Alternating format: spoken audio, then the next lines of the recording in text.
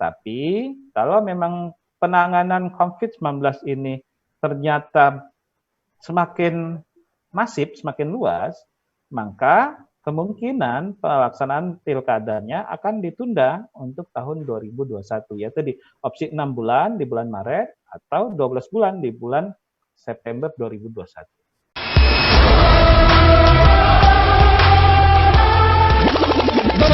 Sonora FM.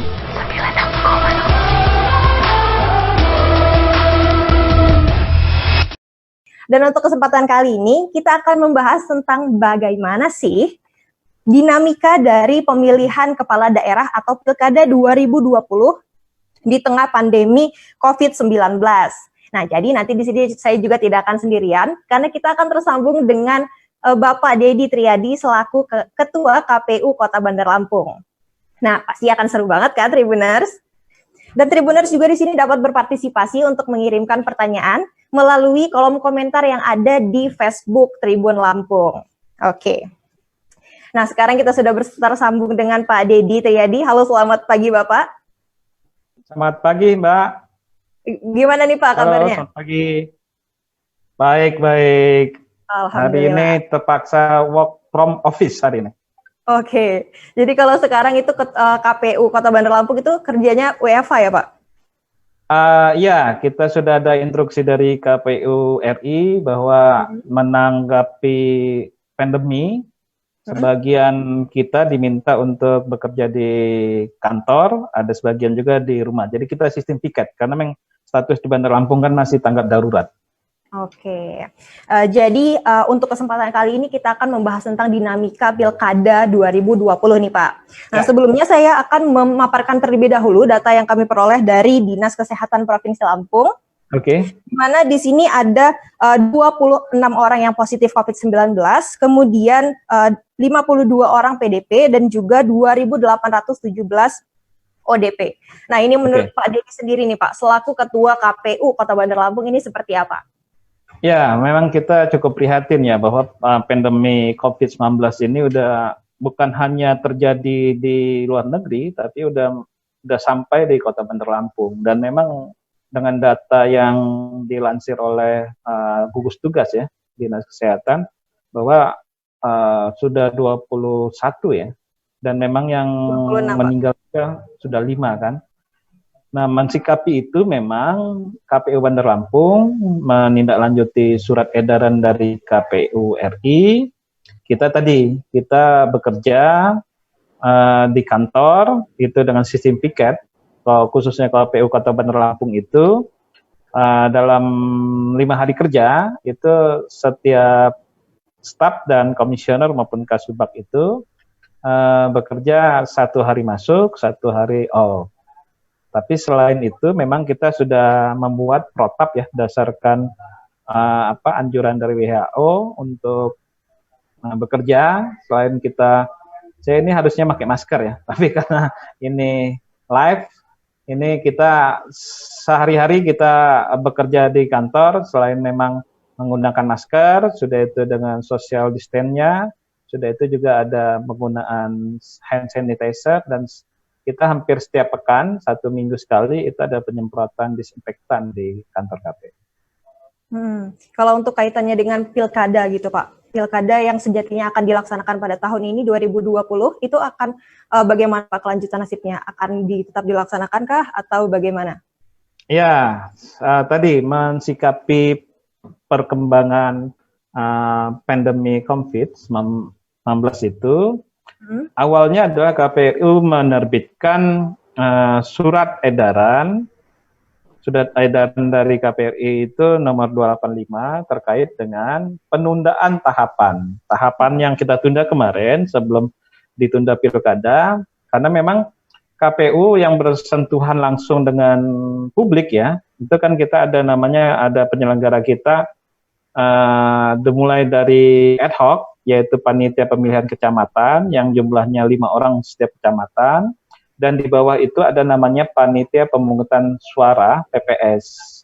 Nah, PPS ini jumlahnya cukup banyak, setiap kelurahan itu ada 3 orang, dikali 126 kelurahan di Kota Bandar Lampung.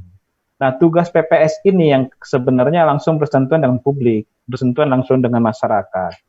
Memang kemarin oleh KPRI tadi dalam surat edarannya disebutkan kemarin kita sudah bentuk panitia pemungutan suara, sudah ada orang-orangnya, cuman karena tadi mensikapi pandemi COVID-19 itu kemarin tahapannya untuk pelantikan kita tunda, pelantikan PPS. Ya tadi PPS ini panitia pemungutan suara di tingkat kelurahan itu kita tunda.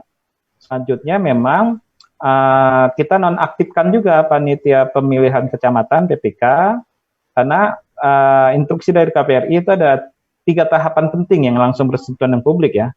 Yang satu adalah tadi pelantikan PPS, yang kedua pemutakhiran data pemilih, dan yang ketiga itu kebenaran kemarin kita sebelum ditunda tahapannya itu sedang menerima penyerahan dukungan calon perseorangan.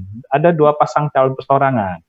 Memang berkasnya sudah kita verifikasi administrasi, tinggal tindak lanjutnya adalah verifikasi faktual. Nah, ini jumlah dukungan ini yang cukup besar, itu yang akan dilakukan verifikasi oleh PPS kita. Jumlahnya masing-masing pasangan calon itu sampai di angka 47.000. Bayangkan kalau 47.000 itu PPS kita harus door to door bertemu dengan masyarakat pendukung itu. Makanya ada kebijakan KPRI karena mensikapi penyebaran pandemi COVID, itu tahapan pelantikan PPS, pemungutan data pemilih maupun tadi verifikasi faktual calon perseorangan itu kita tunda karena ini yang langsung bersentuhan dengan publik. Ya tadi di Kota Bandar Lampung kan ternyata sampai hari ini kan sudah yang positif 21 ya, dan yang ODP juga cukup banyak dan PDP juga cukup banyak. Jadi memang ini untuk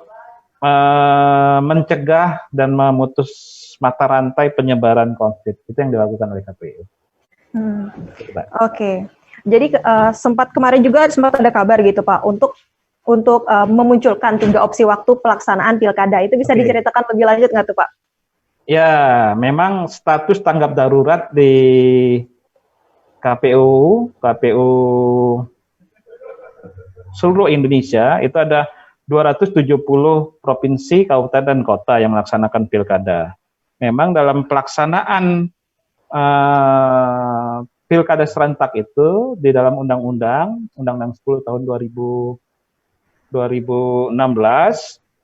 itu bahwa pelaksanaan pemungutan suara itu tanggal di bulan September 2020.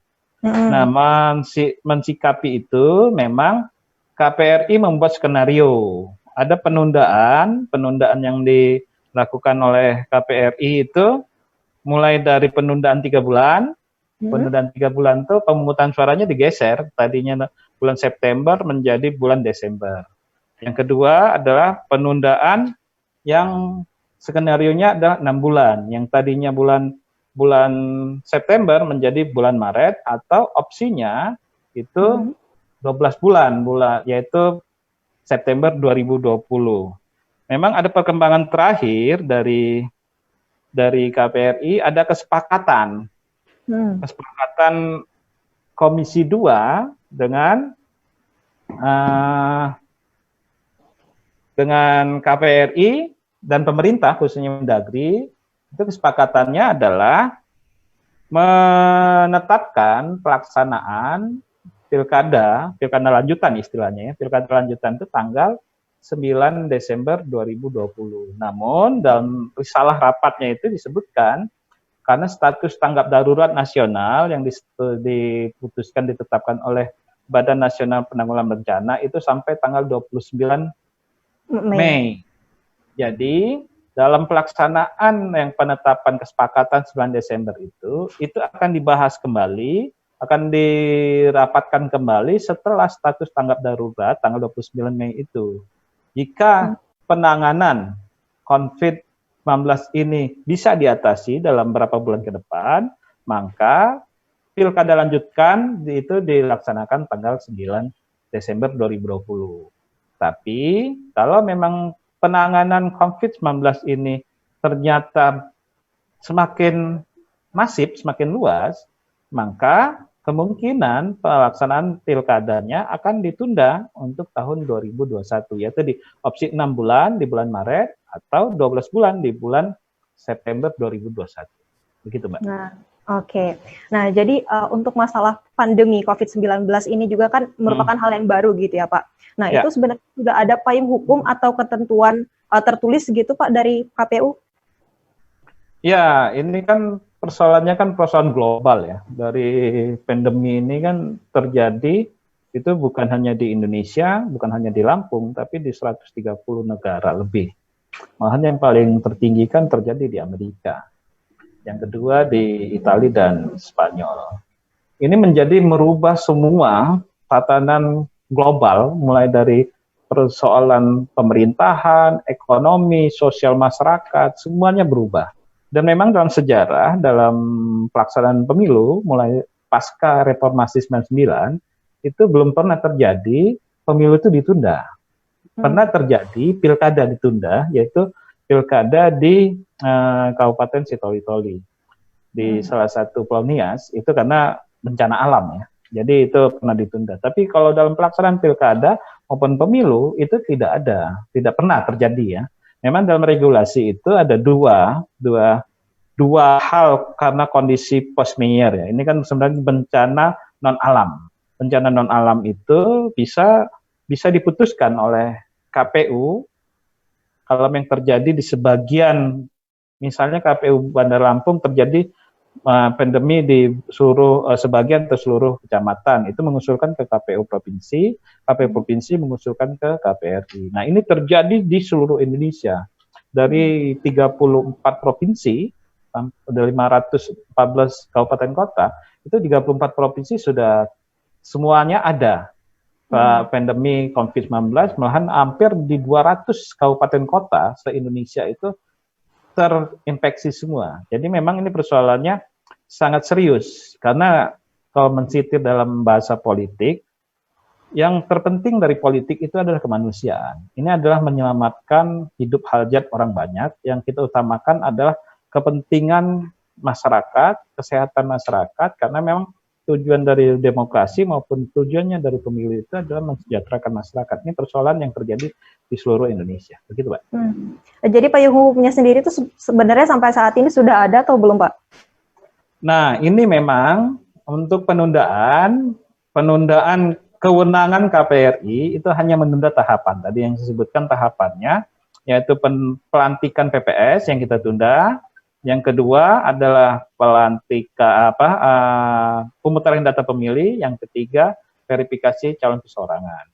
Nah, untuk menunda tahapan pilkada itu bukan hanya kewenangan KPU sebagai regulator, sebagai penyelenggara, tapi memang keputusan politik dari lembaga eksekutif dan legislatif.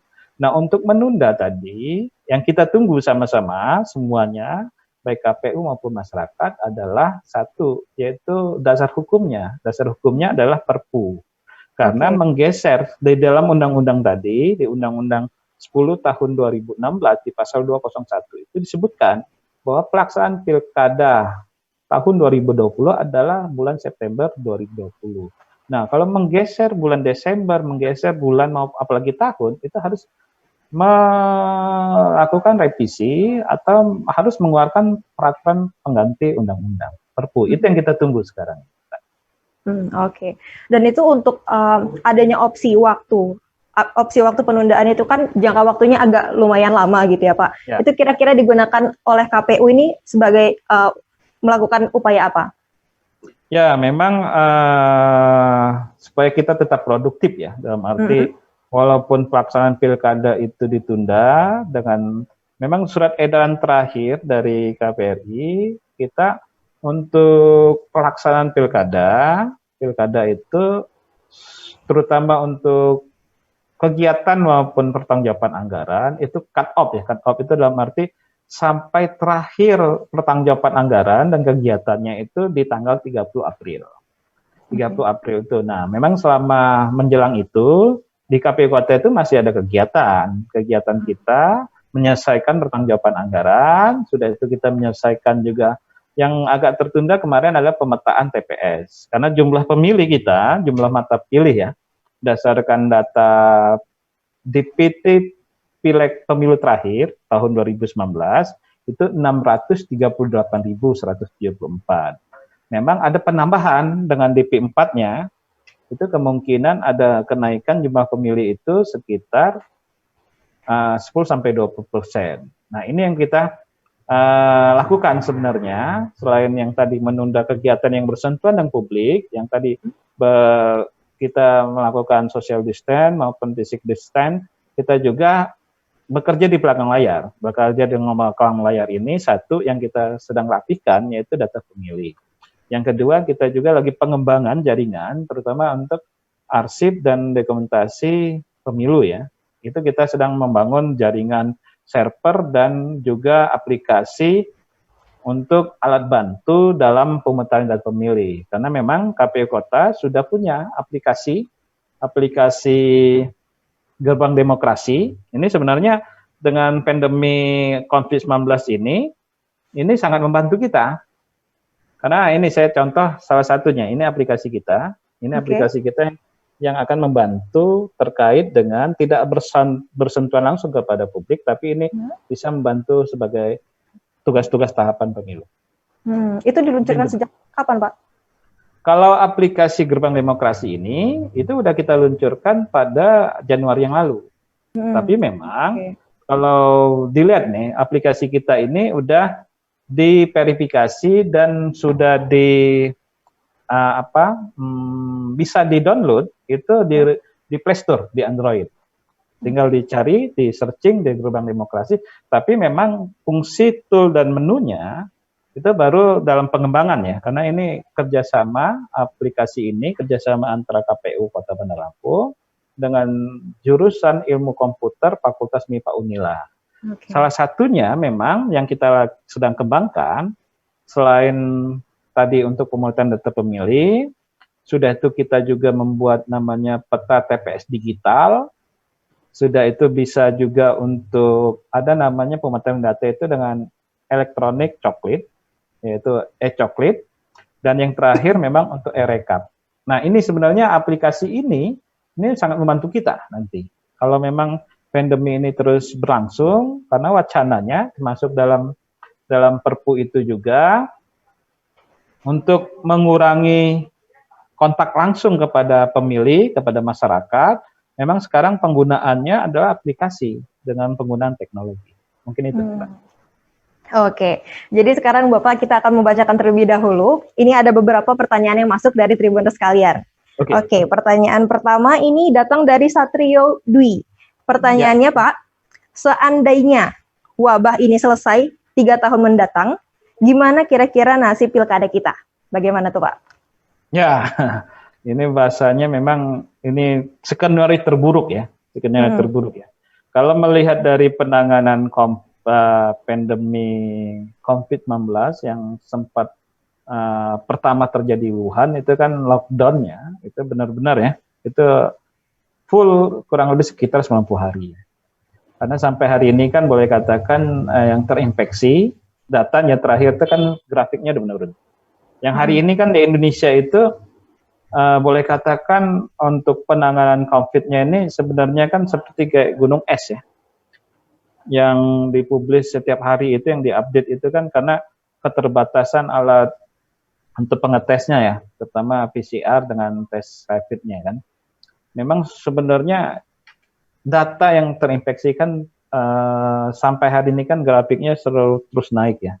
Nah, yang kita berharap penanganan ini jangan sampai berlarut-larut, karena memang ini adalah bukan hanya tugas pemerintah, tugas kita juga bersama untuk memutus penyebarannya. Kalau memang seandainya sampai 3 tahun itu, ya kemungkinannya kita pilkadanya, kalau lihat skenario yang dilakukan oleh KPRI, itu penundaan sampai maksimal hanya 12 bulan. Tapi kalau sampai 3 tahun berlangsung, saya pikir kemungkinan akan terjadi kekosongan, karena masa jabatan untuk wali kota Bandar Lampung itu, masa jabatannya adalah sampai Februari 2021. Kalau pilkadanya ditunda, ya sebenarnya kalau demi kemaslahatan umat, demi kepentingan masyarakat, Cuman tinggal kepala daerahnya nanti statusnya akan jadi pejabat pengganti ya, PLT ya.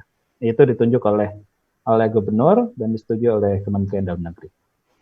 Oke, lanjut ke pertanyaan kedua nih Pak, datang dari Kiki Adi Pratama. Pertanyaannya, izin Ketua, di tengah pandemi ini mungkin saja partisipasi masyarakat untuk pemilu tahun ini cenderung menurun. Ya. Jika demikian, apa langkah KPU minimal untuk mempertahankan partisipasi masyarakat? Bagaimana ya, Pak? Ini salah satu tantangan kita ya, karena memang kemungkinan dalam nanti kalau pilkada lanjutan ini kita lanjutkan, memang sebagian kegiatan kita yang bersentuhan kepada publik ya, yang mengumpulkan massa, sosialisasi, ada interaksi, apalagi dengan jumlah massa yang besar, itu akan kita ganti dengan sosialisasi yang bersifat dengan virtual ya, udah ganti dengan penggunaan teknologi. Memang tantangan kita ini untuk meningkatkan partisipasi, karena melihat kalau lihat data kemarin, pilkada tahun 2005 itu hanya 2005 itu hanya 2010 ya terakhir. 2010 itu tingkat partisipasi Kota Bandar Lampung, tadi data pemilih kita kan kurang lebih sekitar ya 600 ribuan lah ya data pemilih kita ya DPT-nya. Kalau dilihat tingkat partisipasinya tahun 2010 itu hanya 59%. Kalau 59% itu sekitar 350 kan. Sementara untuk pilkada 2015 itu 66%. Ya kurang lebih sekitar hampir 400 ribuan. Memang di pilkada sekarang ini kita berharap tingkat partisipasinya ke target nasional kan 75%-an ya. Nah ini salah satu tantangan kita. Apalagi ya tadi ditambah pandemi COVID, orang akan khawatir bersentuhan dengan dengan publik dan kegiatan dan lain-lain. Ya mungkin kita akan mencari terobosan, salah satunya penggunaan aplikasi. Sudah itu kita memanfaatkan jaringan internet untuk tingkat partisipasi masyarakat agar bisa ke TPS menggunakan hak pilih. Mungkin itu. Oke, pertanyaan terakhir nih Pak, datang dari Muhammad Rizky. Pertanyaannya menarik nih. Pak, mungkin nggak sih untuk melaksanakan pilkada online? Itu yang sedang lagi digarap ya, bukan digarap ya, didiskusikan wacana itu ya. Yang online itu istilahnya ada di dalam regulasi itu penggunaan teknologi ya. Ya ada yang namanya e-voting, ada juga namanya e-rekap. Tapi sepertinya kalau dengan e-voting itu kita belum siap. Terutama satu, regulasinya harus payung hukumnya itu harus disebutkan bahwa penggunaan hak pilih itu menggunakan electronic voting.